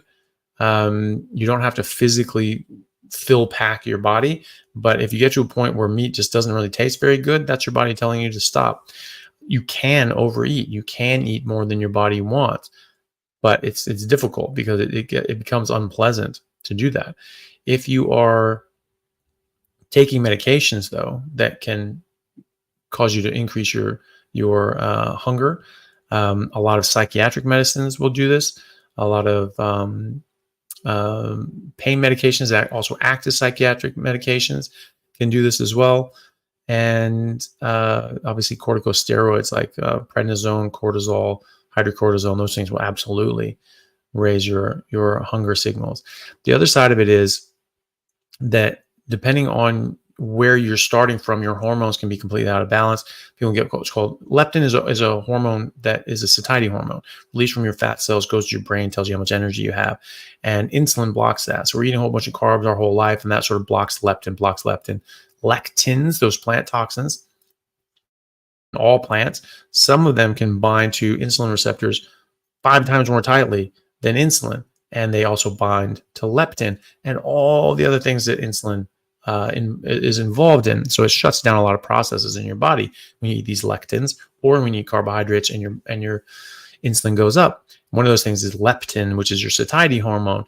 And so you can block that out. You can get leptin resistance, and then you don't actually know when you're satisfied, when you're satiated. And so you could potentially overeat, even though you're listening to your body. But the thing is that if you don't check that, you don't know, and your body's still telling you to sort of eat. And eventually that leptin will come down. It doesn't actually take all that time long, but it can take months, depending on how high it is and how strict you're being. And so that can take some time. There are people that do put on weight. Kelly Hogan is a classic example of this. She's done a video with Charles Washington, who's been like a 20-year carnivore. And, they talk about this sort of thing, but she put on weight, but her health was improving. She was improving. She was talking to all these long-term carnivores who'd done this and seen all this stuff before. And they were saying, look, don't worry about your weight. Don't measure, just, eat what's right for your body, let your body heal. There's a lot of hormones and things that your body needs to deal with. And if your body needs a bit more, then it needs a bit more. You can also try eating a bit more nutrient dense food, which is like things like the organs, adding a bit of those in, because your body is chasing nutrients. It's not chasing calories. And if it will bring in more calories to get those nutrients as well, because it needs them. So if you're eating sort of less nutrient dense foods and meats, it could be that your body's telling you to eat a lot more because of that. Add in a bit of organs, the liver, kidney, and heart, and more red meats, especially more fat as well. That can help. And so, beef and lamb's great, but there are lean parts of lamb, leg of lamb. There's a lot of lean beef. So try to get fattier cuts and try to get some more nutrient dense parts like the organs, and just be patient. Your body's healing. There's a lot of things going on. If you're on any of these medications or any supplements or anything like that, then yeah, you may need to limit what you're eating, because you won't be able to listen to your body. If you're eating dairy, stop immediately, because that can also make you eat more than your body actually wants. And artificial sweeteners as well. So anything stevia, monk fruit sugar, xylitol, sorbitol, any of those things, just get rid of them. So just whole meat, a lot of fat, plenty of water, nothing else. Bit of salt to taste. Your body will heal. You'll get better. If you're curious about it, you can always check your leptin, and if that's elevated, you have leptin resistance, and it's just going to be a bit more stubborn for you. And but it'll happen. That will come down with any ketogenic diet, especially carnivore diet, because you get rid of the lectins on a carnivore diet as well, which you don't necessarily do on just a ketogenic diet that still includes vegetables. So yeah, that's another thing. And this might be a good rant to to sort of take out and clip out and edit into its own thing. But I've been thinking about this. People say like, well, there's no people say, well, there's no high level evidence to show that a carnivore diet works. Well, first of all, there's a lot of very good evidence, such as anthropological evidence, fossil record, biology, physiology, and anatomy, that actually shows, we actually are carnivores, and that is what we're supposed to eat. However, there are tons of high-level studies that show that a whole food, animal-based diet that is high in animal fat is one of the most efficacious and beneficial diets that has ever been studied. The ketogenic diet is the most robustly studied diet on Earth in history. It is the only study that has the multitude of randomized controlled trials, interventional trials, looking at specific health outcomes and markers to show benefit or harm, and it shows benefit. And it's gone head to head with the DASH diet, and beat that soundly, and shown again and again and again to be very, very healthy. Now, there are fraudulent studies where they look at, we look at low carb diets, and low carb is not no carb. And also, what do you look at as low carb? They're like eating the same amount of carbs as the other group. So it's like, you really didn't actually control for carbs. You didn't actually reduce any carbs. You're eating like 100 grams of carbs. And what the hell is that about? That's not the same thing. So they're using the name and they're casting aspersions, but it's inaccurate. So zero carbohydrate diet, those have been shown to be extremely beneficial, extremely healthy. And while a ketogenic diet just means that you're not eating carbohydrates, sugar, alcohol, and you're going to be in a ketogenic metabolism, you're going to be producing ketones, you're going to be making your own blood sugar and glycogen. But what do they do that with? You could technically do that with a vegetarian diet, with a plant-based diet. It'd be almost next to impossible, though, to getting all the energy required from plant fats and things like that. But you could do it. You'd be extremely nutritionally deficient, so you'd have to supplement copiously. But at the end of the day, that's not what those studies did. Those studies did not look at vegetarian, plant-based, ketogenic diets. They looked at animal-based diets. They looked at the carnivore diet with salad. So the most robustly studied diet on Earth, the one that has been shown to be most effective and most healthy, is a whole food animal-based diet with some veggies and no carbs. So carnivore diet with a salad. That's the most rigorously studied diet on Earth. So the next time somebody says, there's no high-level studies on carnivore. Bullshit. All the best studies, all the highest levels of evidence are on a carnivore diet with a salad. That's what it shows. So these are the same people that say, meat's bad for you. Well, no, it's not, because these studies look at animal-based diets with high animal fat, and they all show benefit when done actually in a ketogenic fashion, and not these intentionally false studies. So that's what they show. So whole food animal-based diets have been shown to be the best diets on Earth. They're not damaging to your health. They're beneficial to your health. And so the next time someone says, well, there's no high-level evidence showing that meat and carnivore diets are good for you, you call bullshit on that. We need to reframe this argument. We need to point this out to people that a ketogenic diet that has been studied is an animal-based ketogenic diet, carnivore light. A carnivore diet is a ketogenic diet. So the only difference between these things is just the amount of veggies they eat. But the meat is the consistency there, right? So you're eating a carnivore diet, carnivore light. So carnivore with a bit of veggies and things like that. We need to reframe this. So we need to start, showing that no, an animal-based diet is the best diet. It's the most rigorously studied diet. The plant-based diets, they don't have any rigor to them. They have no high-level studies showing that they're better. It's only epidemiology. These surveys, they say, once a year, they say, hey, what did you eat last year? Like the nurses study. It's nonsense. They do that specifically so they can manipulate the data and say whatever the hell they want. They call meat pizza and fast food, just any fast food. So you buy a large fries, fast food. Yeah, that's meat. No, it damn well isn't. and the drink and all that sort of stuff. I mean, this is just nonsense. These are people trying to manipulate people for their own gain and benefit, either ideologically or financially, and it's not the case. So they don't do high-level studies. You have Dr. Gardner from Stanford saying, "Oh, it wouldn't be ethical to do a carnivore versus vegan diet. Oh, because I mean, you don't even get all these essential nutrients like fiber. Oh my God, how can you get fiber?" You don't break down fiber. You don't get any nutrition from fiber. So it's not a nutrient in the first place. If it's not a nutrient, then it can't be an essential nutrient. This is a simple definition in terms. So this is him trying to escape the inevitability of his ideology being shown to be completely backwards and wrong. Where's the B12 in a vegan diet? I mean, it doesn't even have fiber.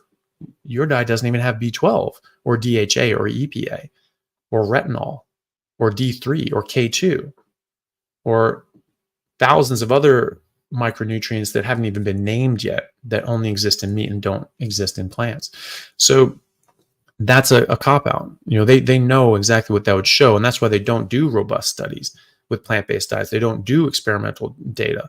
They don't look at fasting and they say, "Oh, you get these benefits from fasting. Do you get the same benefits from eating a plant-based diet?" No, you don't. And so, they're not doing those studies because they don't want to see the results. They want to put out weak studies, epidemiology, surveys, that data they can manipulate so they can push their own agenda and their own bank accounts. And so we need to start reframing this. We need to start talking about how the most rigorously studied diet on earth is an animal-based diet, is a meat and high fat meat-based diet, high animal fat, high saturated fat diet. That's the diet that has been most rigorously studied. There are thousands of high-level studies on ketogenic diets that show significant improvement and benefits to health and specific medical outcomes. Not just looking at correlations, saying, "Oh, hey, we sort of see this and we can sort of extrapolate whatever." No, we're doing an experiment saying, "Hey, this is the health outcome we're looking for. Let's see what happens." Right? That's high-level data. That's good experimental data. And the most rigorously studied diet on earth is the animal-based diet, the high-fat, meat-based ketogenic diet with a side salad. Carnivore light. That's what it is. And when we do carnivore full, I think we'll find even more benefits when you get rid of all of that sort of stuff as well. But we'll see. But at least now, the best diet on earth is an animal-based diet, a high-fat animal-based diet. So that's something that we need to reframe. And when you start going into this, these arguments and discussions with people, you make that note. We get that arguments out there, and we have to shut down that sort of side of things where they say, "Oh, we don't have any high levels." Yes, we do. There are thousands. In fact, it's the only diet that has these high-level studies. The plant-based diet does not, and there's a reason for that, because they damn well know that it's shit. Talal Azmat says, "I'm 20 years old. Can I get any height benefits if I do carnivore now?" Depends. Potentially. Yeah, there are people in their early 20s. There's a soccer player in the Netherlands or something like that. I always forget this kid's name. But he was like in his early 20s. He's like a premiership soccer player. And he went on a carnivore diet and started doing all like the biohacking things, wearing the blue blocking sunglasses, getting light and grounding and doing all these sorts of things. Dude grew like 3 or 4 inches or something like that in his early 20s. So it was pretty cool. And now he's like the number 8 striker in Europe, which is great, So yeah, you can. It just depends on if your growth plates are closed. So people's growth plates close at different times, and but quite often people's growth plates are still open at 20. But it just depends on if yours are. If they're still open, then yes, you can grow taller. If they're already closed, then they're already closed. But yeah, fingers crossed. Hopefully you can still get more out of that. Rajaram Jayashankar, thank you so much for the very generous super chat. It's really kind of you. Greetings from India. Greetings. So 1, does a 2-month-old calf have enough nutrition as beef? Probably not as much. When a cow is eating grass, and as it gets older, it's going to be able to accumulate more and more nutrients and get more nutrient density. And I certainly noticed this. Now this is all opinion. Like I don't know of anyone who sort of tested, calf, veal, young steer, older steer, and then older cow. But just going by taste, massive difference in taste, much stronger beef flavor in older cows. And when you're tasting these things, you're tasting nutrients. That's what that is. So I would expect, yes, that as the cow gets older, they store more nutrients. But it'll be interesting to see if someone were to send off beef from different stages in life and see what that is. I would expect that to be the case, though. 2, we don't get grass-fed meat if it's about we don't get grass-fed meat. If it's about low omega-3, can we take sardines for adding omega-3? If it's not about omega-3, why do you insist grass-fed beef? Thank you. Well, you don't have to do grass-fed beef. I certainly don't insist on it. It's whatever you can afford, that you have access to, makes you feel good.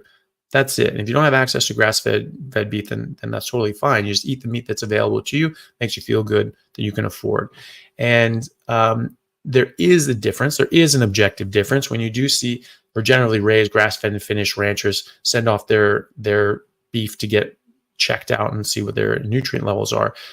They're higher. They're generally, I've seen 2 different ones that send off independently compared to the USDA standard, and it was like 4 or 5 times as many micronutrients. So that's objectively better, right? So the omega-3s can be a difference as well. And so yes, that is something that you should keep in mind. It depends on how long and how intensively cows are put in a feedlot. There are feedlots that do like 40% grain, 60% grain, and the rest of it is on hay and the other sorts of feed as well. That's more nutritious to the cow. And that's going to be a different nutrient complement and omega-3 complement than if it's like 90%, 95% grain, where they're really intensely trying to fatten these suckers up. If it's in this high intensity feedlot, according to some studies, you can lose out most of your omega-3s after about 3 months of high intense feedlot feeding for a cow. So, you need those omega-3s. You want those omega-3s, especially for kids, growing brains, everything like that. Omega-3 such as DHA, EPA, that's what you want. And 20% of your brain is made out of DHA. So if a kid's brain is growing, he needs DHA. So yeah, things like sardines to supplement in with that, probably a good idea. And otherwise, just the grass-fed is just going to be higher in nutrients, less of the other stuff, because it's, cows are really good at filtering out crap that they're not supposed to eat either, but it's not necessarily perfect. So that's sort of the idea. You're getting a cleaner product. It's a better quality. It has higher nutrients. They can have less fat, but they have more subcutaneous fat. It's just no marbling. And so what you want to do is you want to, if you're getting this from your butcher, say, I want all the fat. I want all the fat that comes with this. I don't want you to trim anything off.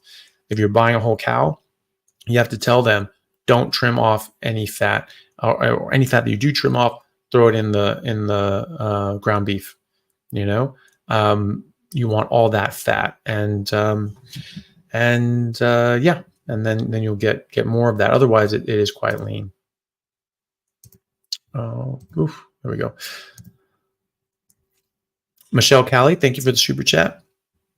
Hey, Dr. C, any advice on allergies in the pasted used local honeybee pollen? Trying to avoid meds. I sound like a frog right now. Plants really are trying to kill me. Help. That's a good question. You can still get allergies on these, on any diet. Quite often people improve, they feel better and have less allergic sort of reactions, but you're still going to get allergic reactions to things. Unfortunately, I don't know of any tricks apart from just eating meat that's going to help you. There's still a role for medication and antihistamines. If you're really if you're really struggling, might be worth trying for the short term. Allergy shots. I still think there's a role for traditional medicine in a lot of these things, and sometimes allergy shots can certainly help reduce your negative experience with these allergens. So maybe give that a shot, and maybe for now try an antihistamine. Little Ali Meli, thank you for the super chat. She says grateful for you. Well, grateful for you too, sweetie. It's very nice to see you, and thank you for joining. Patrick Coate, thank you very much for the super chat. Been doing beef, butter, bacon, and eggs since January 1st and feel great. However, I just got gout. Is that a sign I need to stop, or any suggestions? No, not necessarily. Some people do get gout or still have gout, and then I've spoken to people who had this experience. They'll get like a flare up or two afterwards, and if they just get through it, it goes away and it stays away. Gout has been treated with a red meat and water diet since the 1800s with Dr. Salisbury. He wrote about this, and he was curing people with gout by putting them on a red meat and water diet. If you're eating organs, you have more purines. That can be something that can lift up your uric acid levels. But it's not really a great correlation between uric acid serum levels and uric acid in your joints, which would be gout. There's also other kinds of gout. There's really 5 kinds of gout. Now, gout's being called uric acid crystals in your joints, and the other 4 are being called pseudo gout. One of those pseudo gouts is oxalates. And so oxalates can get in your joints, cause joint problems. So we don't necessarily know what kind of gout you have. There's at least 5 different kinds. You need to get a needle in your joint, and you express that out, and you see, is it uric acid? Is it oxalates? Is it something else? And that's how you'd know. No one does that. They just sort of say, oh, that's gout, it's uric acid. Oof, goodness, stop it. It may not be. It could absolutely be something else. It could be that you're oxalate dumping and having these sorts of problems, and you're getting flare-ups that way. You could try cutting out everything except beef. That's what Dr. Salisbury was doing in the 1800s, and that's what he said worked the best, was just beef, and you'd get through it and it would go away. So I would give that a try. I'd clean up everything else, and I would also think about the fact that it may not be uric acid crystals that are in your joints. It could be one of these other 4 causes as well. But either way, whatever the cause, it should go away. It should clear up. And there are some people that have a couple flare-ups and then nothing after that. So that's the usual pattern when people suffer from gout, even going into a carnivore diet, is that they may get another flare-up or 2. Some don't get anything. Some get another flare-up or 2, and then it goes away. That tends to be the pattern that we see. Albino Rhino, thank you for the super chat. My father has a condition called thrombocytosis. Is this something that could be helped or cured by the carnivore diet? Thank you for your help. Well, it really just depends on what's causing the thrombocytosis, and it could potentially affect that underlying cause. But it really just depends. Depends on what's causing it. A lot of these things a lot of weird things get affected in very positive ways by going on a carnivore diet, because we don't even realize how many underlying mechanisms are getting screwed with by eating these different plant toxins and other sorts of things that are just screwing with our body. Our insulin's going up, and that's completely deranging all these things that insulin affects. So there's a lot of things that this clears up. Let's say when you go on a carnivore diet and you clear out all these other sorts of things. So you never know. There's a lot of things that this affects, and some people affect things in a very different way. So definitely worth trying. It's going to help your father in 1,000 other ways, and it could very well help that. I have no idea though, because we don't know what's causing it, and unless we know what's causing it, then we don't know if it's going to be able to help. But certainly worth trying. It's not going to hurt him. It will make him better in a lot of other ways as well. So I think it's worth a try, and then see what happens, and let us know. Amber, thank you for the super chat. You mentioned tallow and emu oil as moisturizers. Any thought on castor and rosehip oils? Plants. So I don't know how good or bad they may be, but I just tend to avoid them anyway, just because they may come with other sorts of things, the plant sterols and other sorts of inflammatory factors that can get on your skin and soak into your body. I don't know if they are particularly bad or worse than other sorts of things, but all things being equal, it's easy enough to get some tallow or emu oil and ghee. You could even use ghee if you wanted. I'd stick with tallow, but you can do any of those sorts of things. I just avoid plants in general. Castor oil doesn't have ricin in it, but it does come from a plant, the castor bean, that the skin around the bean itself does have ricin in it. It's a lectin. It's the single most toxic substance on earth that we know about. 1 milligram per kilogram will kill you or any other animal. It is highly toxic, and we press this stuff out of a castor bean. What the hell else is in there that we don't want? We definitely know we don't want the ricin. What the hell else is in there that's protecting that seed? That's what a bean is. It's a seed. And so could be other things on there as well that you don't really want. So I just tend to avoid those things on principle. And since tallow and emu oil works so well, don't need to look for a replacement just yet anyway. D. Lee, thank you for the super chat. That's very nice of you. And they just say, thank you, Dr. Chaffee. Well, you're very welcome. And thank you very much for coming on. Thank you for supporting. And hopefully this is something that you guys enjoy and want to see more of, and just keep going on. And thank you everyone from YouTube and YouTube and X and Facebook. So everyone's joining in from 3 different areas right now. So we've got quite a lot of people. We've got about 1,700 people. I know about 600 or so on, nearly 700 on YouTube, and then the rest are on X and Facebook. So that's really awesome. So thank you all for joining on all the different platforms, and hopefully you guys get something out of it. Steve, thank you for the super chat. Hey doc, looking for some comparison info on whole milk and lactose-free whole milk.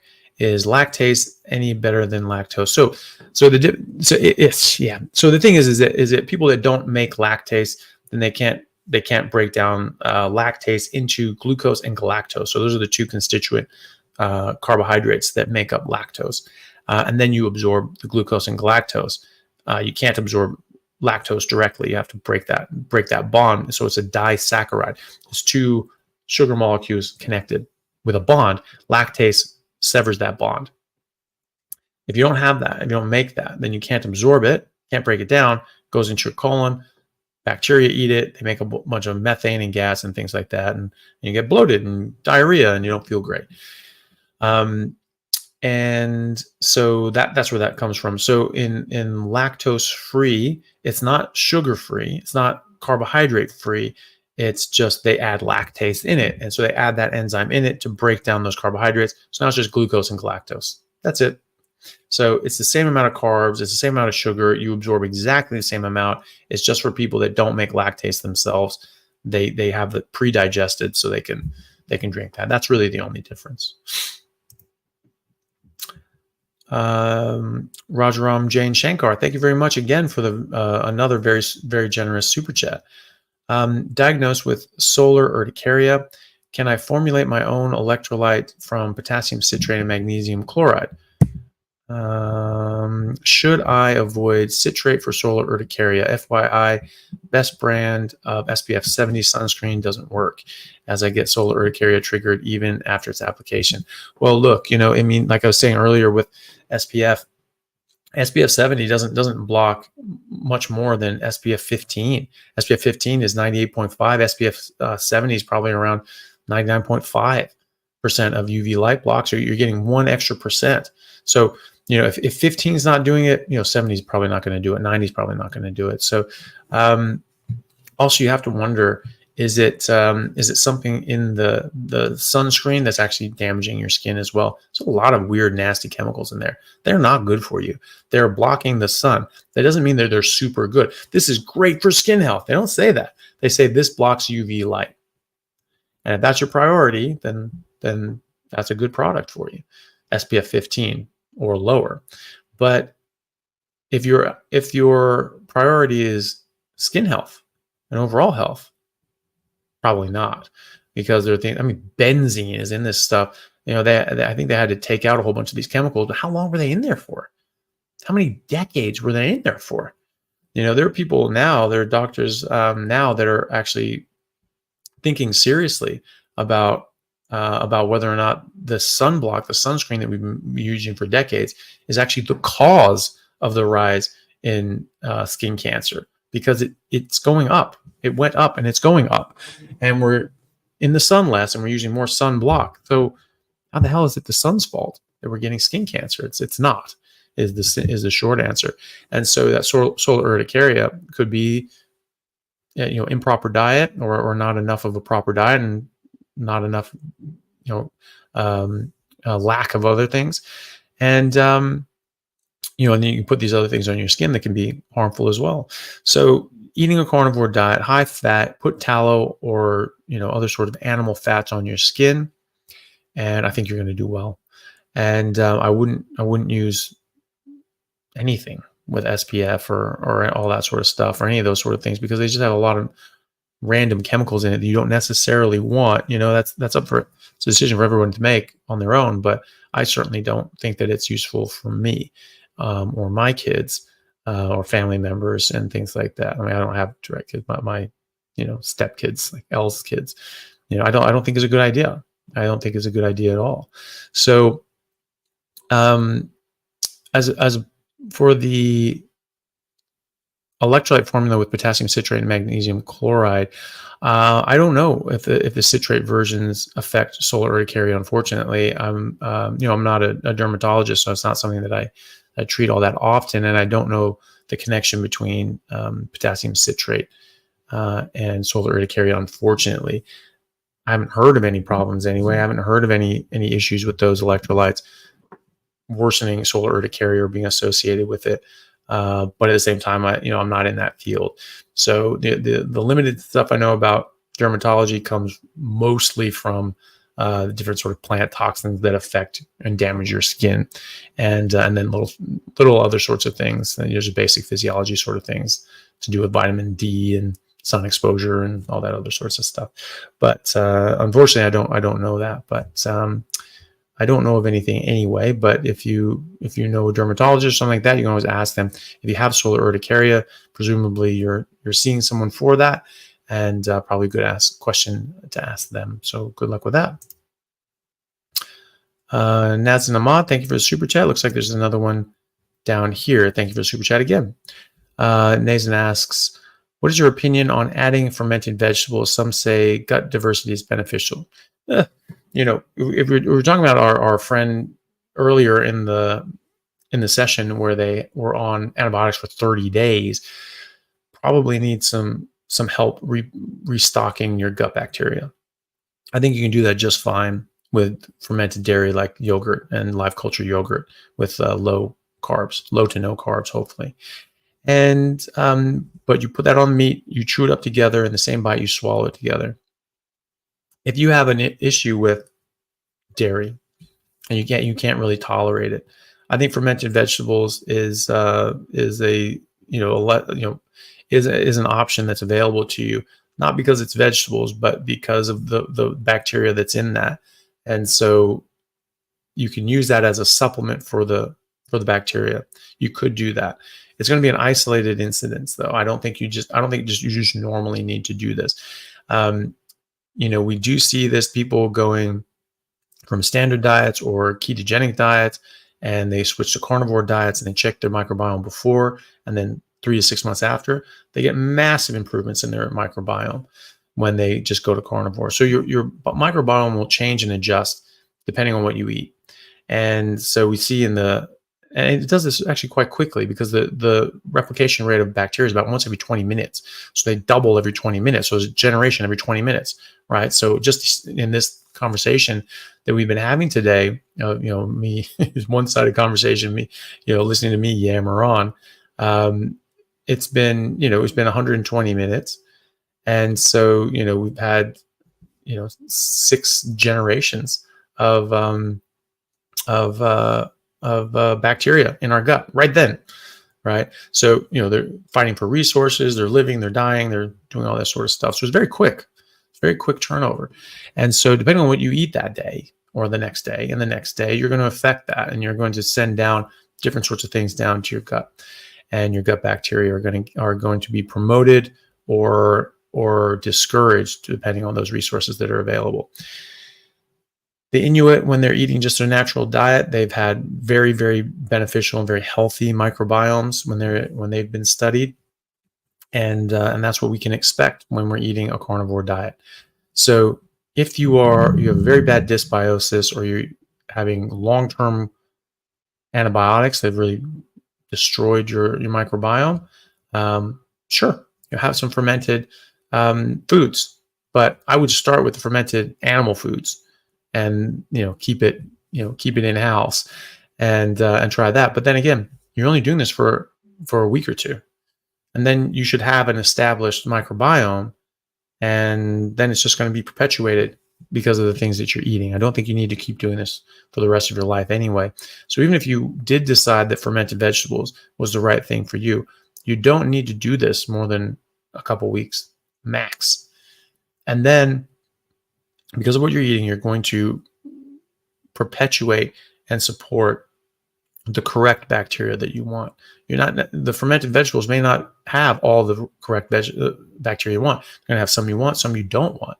But the food that you're eating, the animal food, the meat that you're eating, that's going to support the ones that you want.